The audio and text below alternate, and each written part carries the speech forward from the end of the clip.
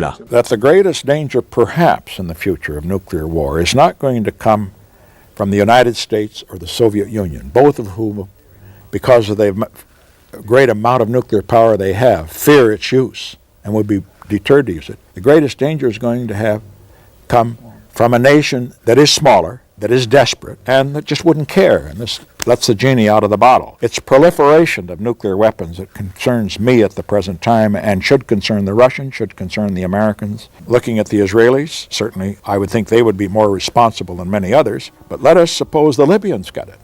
Now they are a little crazy, I think. Certainly the leadership is. That is why we've got to get this thing under control before it's proliferated out there, because the danger of a nuclear explosion then, which would spread worldwide, is simply unacceptable. I think this notion of international rules is very comfortable for some people to use when it suits them, but they don't believe in international rules when it doesn't suit them, because they don't apply international rules or law equally in all circumstances. So you can't say, because Ukraine has been invaded, that suddenly sovereignty is important, but it was never important for Palestine. It's very peculiar. If you believe in international law truly, then wherever sovereignty is infringed, it must apply.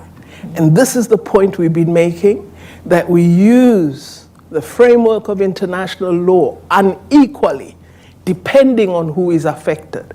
And we are arguing that that must change. See, that's where international law begins to mean nothing. Because for some, we see it as a cheating, and for others, we see it as a benefit. Are you going to stop this?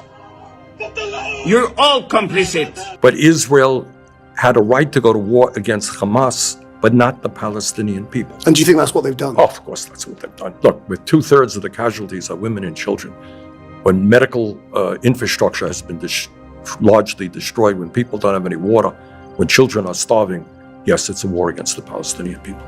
I mean, you've faced quite a lot of criticism recently. I face criticism every day, no matter what you do, and that's my line of work, and I accept it. Yeah, some barracking over this word, over the whole word about genocide. People are talking about what constitutes genocide, all that stuff. Fine. Frankly, what we should be talking about is how we stop this damn war. Do you have an international court of justice which is defining what genocide means? What we can agree on, I certainly see, is a mass slaughter of women and children, which is unacceptable, which has got to end. And as a United States Senator, I am leading the effort in the Congress to make sure that Netanyahu doesn't get the money he needs to continue. Quand vous dites que l'Israël, c'est un État juif, vous dites quoi? Comment se fait-il que quelqu'un qui est né là et qui a sa famille depuis 4, 5, 10 générations ici, vous lui retirez sa terre, et que quelqu'un qui vient de Russie, qui n'a jamais mis les pieds sur la terre, puisse prendre la nationalité israélienne? Au nom de quoi? Parce qu'il est juif? Mais qui est sectaire?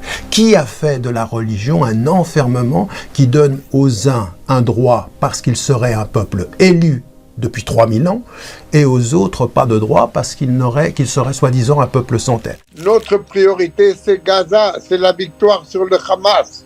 Rafah n'a pas encore été prise. Nos otages sont encore aux mains du Hamas.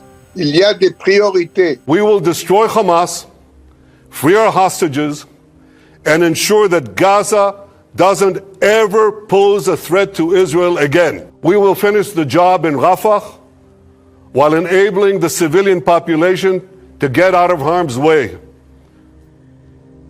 We've taken measures to minimize civilian casualties that no other army has taken in history. On ne neutralise pas quelqu'un avec un tir d'artillerie, d'accord?